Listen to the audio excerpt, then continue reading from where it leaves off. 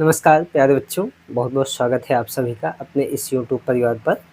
उम्मीद है आप बहुत ही अच्छे होंगे और कल वाली क्लास आप लोग देख रहे होंगे और कल की क्लास बहुत ही शानदार क्लास थी और उसी तरीके से आज हम अपनी क्लास को और आगे बढ़ाएंगे और आज की क्लास भी बहुत शानदार होने वाली है। तो बिना किसी देरी के प्यारे बच्चों, आप अच्छे से जो है अपनी पढ़ाई को जो है स्टार्ट कर दीजिए और मन लगा के खूब दबा के पढ़िए। और इस एग्ज़ाम में हमको बहुत अच्छा करना है, इस बार के बोर्ड एग्ज़ाम में। और जैसा कि आपको पता है कि हम भूगोल के दूसरे चैप्टर वन एवं वन्य जीव संसाधन के बारे में अपनी पढ़ाई को स्टार्ट कर दिए हैं। और इस वन्य जीव संसाधन में हम लोगों ने वन के बारे में चर्चा करना शुरू किया है। और हम लोगों ने कल वाली क्लास में हम लोगों ने वन के प्रकार में देखा था। जो पहला प्रकार है उसको हम लोग कहते हैं उष्णकटिबंधीय सदाबहार वन। और आज हम उसी के आगे बढ़ेंगे, जैसा कि ये स्लाइड पे लगा है, देख ही रहे हैं, लिखा है उष्णकटिबंधीय सदाबहार वन या इसी को उष्णकटिबंधीय वर्षा वन भी कहते हैं। तो ये सारी बातें थी, तो इतना हम लोगों ने पढ़ लिया है। बस यही है कि इस वन में कौन कौन से वृक्ष पाए जाते हैं, इसी को हमको थोड़ा सा नोट करना है। तो प्रमुख वृक्ष के बारे में अगर हम लोग देखें तो इस वन में पाए जाने वाले जो प्रमुख वृक्ष हैं उनका कुछ नाम लिख लीजिए। Ironwood, rosewood, greenheart, ironwood हो गया, रोजवुड हो गया, ग्रीन हर्ट हो गया, एबोनी, महोगनी। तो ये सारे पाए जाने वाले वृक्ष हैं। तो उम्मीद है कि ये आप अच्छे से देख लिए होंगे। और आज की क्लास को हम कंटिन्यू करते हैं और आज की क्लास में हम लोग दूसरे वन के बारे में देखेंगे। कल तो हम लोग उष्णकटिबंधीय सदाबहार वन के बारे में हम लोगों ने पढ़ाई की थी और बहुत ही अच्छे तरीके से चीज़ों को समझा था। लेकिन आज हम लोग जिस वन के बारे में आज हम लोग पढ़ेंगे वो है उष्णकटिबंधीय पर्णपाती या पतझड़ या मानसूनी वन है। तो अगर हम लोग इसकी बात करें तो ये बहुत इम्पोर्टेंट टॉपिक है।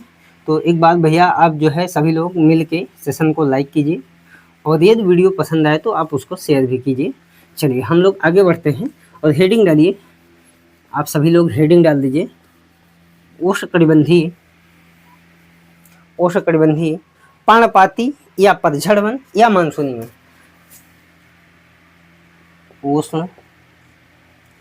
उष्णकटिबंधीय पर्णपाती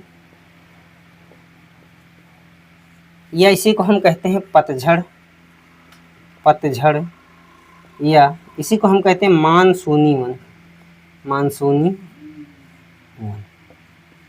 तो इस वन के बारे में आज हम लोग पढ़ेंगे, उष्णकटिबंधीय पर्णपाती वन या उष्णकटिबंधीय पतझड़ वन या उष्णकटिबंधीय मानसूनी वन। इसी को आज हम लोग अच्छे से पढ़ेंगे। ये जो वन है, अगर हम इसकी बात करें तो ये वन भारत के 220 लाख वर्ग किलोमीटर क्षेत्र में पाया जाता है, जो कि भारत के कुल क्षेत्रफल का। तो ये जो है 220 लाख वर्ग किलोमीटर में पाया जाता है, जो कि पूरे भारत के कुल क्षेत्रफल का 61% क्षेत्रफल पे पाया जाता है। कुल क्षेत्रफल का 61% क्षेत्र पर ये पाया जाता है, क्षेत्र पर। और अगर हम इसको और समझें तो ये जो उष्णकटिबंधीय पर्णपाती या पतझड़ वन है, ये दो प्रकार के होते हैं। अगर हम इसको समझने पे आ जाएं तो ये दो प्रकार के होते हैं। एक कहलाता है उष्णकटिबंधीय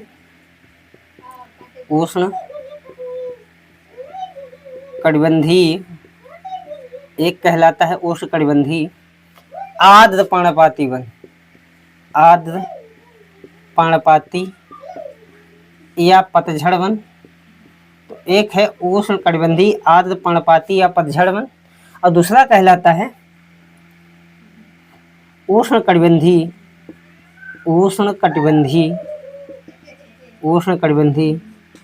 शुष्क पर्णपाती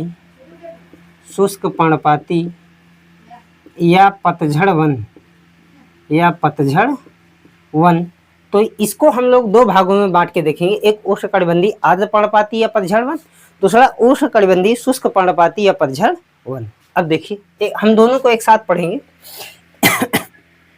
ये जो उष्णकटिबंधीय आर्द्र पर्णपाती या पतझड़ वन है, इसी को हम पहले समझ लेते हैं।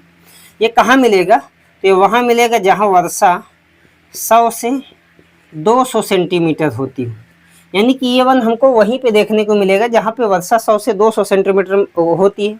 लेकिन अगर हम इसकी शुष्क पर्णपाती वन की बात करें तो ये हमको वहाँ देखने को मिलेगा जहाँ पे वर्षा 70 से 100 सेंटीमीटर होगी।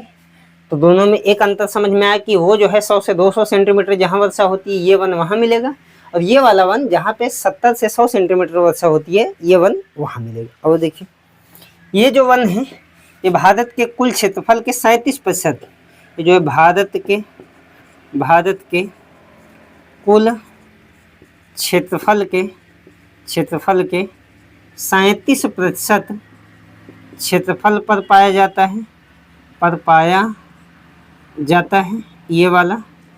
अगर इसकी बात करें तो ये जो है ये भारत के कुल क्षेत्रफल के ये तो 37% है, लेकिन इसकी बात करें तो कुल क्षेत्रफल के 24% क्षेत्रफल पर पाया जाता है। तो ये आप जो है दोनों को एक साथ कंपेयर करके पढ़ ले रहे हैं, बहुत ही अच्छे तरीके से ये चीज़ें तैयार हो जाएंगी।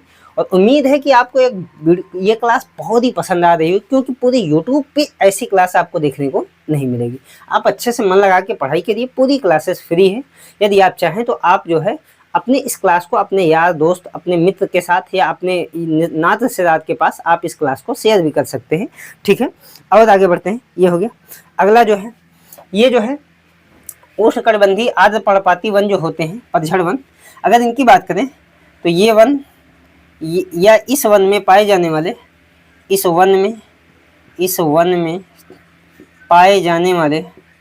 पाए जाने वाले वृक्ष अपनी जो पत्तियां हैं, अपनी पत्तियां 4 सप्ताह के लिए गिराते हैं। 4 सप्ताह के लिए 4 सप्ताह गलत लिख रहे हैं 4 सप्ताह के लिए गिरा देते हैं। यानी कि इस वन में जो वृक्ष पाए जाते हैं उनकी जो भी पत्तियां होती है वो अपनी पत्तियों को 4 सप्ताह के लिए, यानी लगभग 1 महीने के लिए अपने वृक्षों की पत्तियों को ये गिरा देते हैं। क्यों गिराते हैं उसको थोड़ा समझ लीजिए। अच्छा, ये जो पेड़ पौधे भैया ये अपनी पत्तियां इसलिए गिराते हैं ताकि आप जानते हैं कि गर्मी के समय में गिराते हैं, और इसलिए गिराते हैं ताकि ये जो है अपना अस्तित्व बचाए रख सके। ठीक है, क्योंकि गर्मी के समय में आप जानते हैं तापमान तो बहुत अधिक होता है, लेकिन जल की पर्याप्त मात्रा न होने के कारण ये जो पेड़ पौधे हैं अपने आप को सूखने से बचाने के लिए, ताकि हम सूख न जाएं, हमारा अस्तित्व न खत्म हो जाए, तो सूखने से बचाने के लिए या अपने अस्तित्व को बनाए रखने के लिए ये जो है अपने पेड़ों की जो पत्तियां हैं वो पत्तियों को गिरा देते हैं, ताकि इस पेड़ में या वृक्ष में जल या नमी की मात्रा बनी रहे और इनका जीवन बचा रहे, यानी कि जीवन समाप्त न हो। ठीक है, तो ये 4 सप्ताह के लिए गिराते हैं। लेकिन अगर हम इसकी बात करें उष्णकटिबंधीय शुष्क पर्णपाती वन की, तो इधर अगर हम इसकी बात करें तो इस वन में पाए जाने वाले वृक्ष, इस वन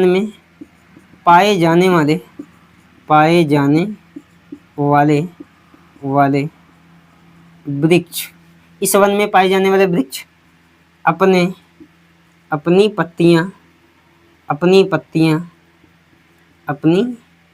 पत्तियां जो है ये 6 सप्ताह के लिए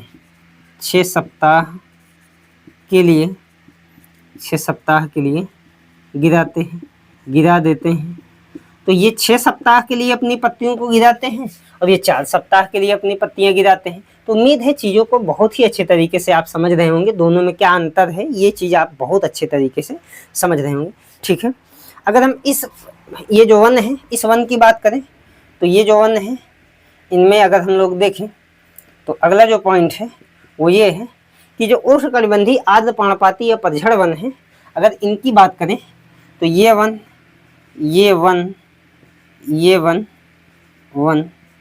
उत्तर भारत के हिमालयी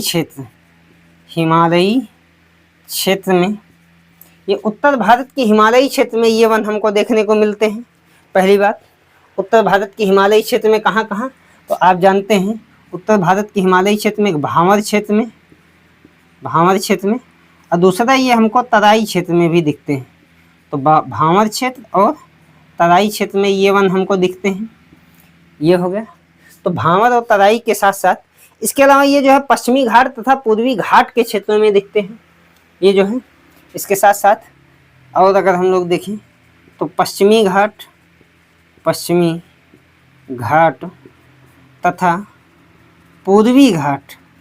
तथा पूर्वी घाट, अगर हम लोग देखें पश्चिमी घाट पर्वत को आप जानते होंगे, तो ये वन जो है हमको जो है पश्चिमी घाट पर्वत तथा पूर्वी घाट पर्वत के पूर्वी ढलान पे यानी कि पूर्व साइड में दिखते हैं। पूर्वी घाट पर्वत के पूर्वी भाग में ये वन हमको देखने को मिलते हैं। तो ये हिमालय क्षेत्र के भावर एवं तराई क्षेत्र में, ये जो है पश्चिमी घाट के पूर्वी एवं जो है आपका जो है पूर्वी ढाल पे। इसके अलावा ये जो है प्रायद्वीपीय पठार के उत्तर पूर्वी भाग में, प्रायद्वीपीय पठार के उत्तर पूर्वी भाग में ये वन हमको देखने को मिलते हैं। उत्तर पूर्वी भाग में यानी यहाँ पे ये वन हमको देखने को मिल जाते हैं। इसके साथ साथ ये मेघालय, असम तथा सुरमा नदी घाटी में भी ये वन मिलते हैं। तो ये मेघालय जो है, मेघालय असम के सुरमा नदी घाटी में ये वन हमको देखने को मिलते हैं। तो यहाँ ये वन पाए जाते हैं। इसके अलावा अगर हम लोग और जो है बात करें तो आपको जो अरुणाचल प्रदेश, मणिपुर, नागालैंड, इन पूरे क्षेत्रों में कुल मिला के उत्तर पूर्वी भारत में हमको दिखते हैं, या पूर्वोत्तर भारत में अगर हम कह सकें, पूर्वोत्तर भारत में ये वन हमको देखने को मिलते हैं। ठीक है। अगर हम इसकी बात करें भाई, किसकी, उष्णकटिबंधीय शुष्क पर्णपाती वन। ठीक है। शुष्क पर्णपाती वन की बात करें तो ये जो है हमको जो है पश्चिमी एमपी, पूर्वी राजस्थान और इसके साथ साथ गुजरात, महाराष्ट्र और गोवा। तो अगर हम लोग इसकी बात करें यानी उष्णकटिबंधीय शुष्क पर्णपाती वन की बात करें तो पश्चिमी यूपी, ये जो है पश्चिमी यूपी में दिखेंगे। पश्चिमी यूपी के साथ साथ अगर हम लोग और समझें तो पूर्वी राजस्थान में दिखेंगे। ये जो है पूर्वी राजस्थान में ये वन हमको देखने को मिल जाएंगे। तो पूर्वी राजस्थान में, पश्चिमी यूपी, पूर्वी राजस्थान। इसके साथ साथ आपको जो ये वन है ये गुजरात के साथ साथ महाराष्ट्र और महाराष्ट्र के साथ साथ ये वन हमको गोवा के क्षेत्रों में हमको देखने को मिलेंगे। गोवा के साथ साथ और भी है, कर्नाटक है, आपका कर्नाटक है। तो गोवा हो गया, पश्चिमी यूपी, पूर्वी राजस्थान, महाराष्ट्र, गुजरात, महाराष्ट्र, गोवा के साथ कर्नाटक के साथ अगर हम लोग और देखें, कर्नाटक हो गया, कर्नाटक के साथ आंध्र प्रदेश है, आंध्र प्रदेश और आंध्र प्रदेश के साथ अगर हम लोग देखें तो तेलंगाना है। तो यहाँ पे ये वन हमको जो है आपका शुष्क पर्णपाती वन या शुष्क पतझड़ वन हमको देखने को मिलेंगे। ठीक है। तो उम्मीद है बहुत ही अच्छे तरीके से आपको चीज़ें समझ में आई होंगी। और हम मिटा के इसको आगे बढ़ते हैं। अगर हम लोग इसको और मिटा दें तो इधर हम लोग देखें तो ये हो गया। अब हम लोग इसमें जो है प्रमुख वृक्ष की बात कर लें कि आखिर इस प्रकार के वनों में कौन कौन से महत्वपूर्ण यानी प्रमुख वृक्ष पाए जाते हैं।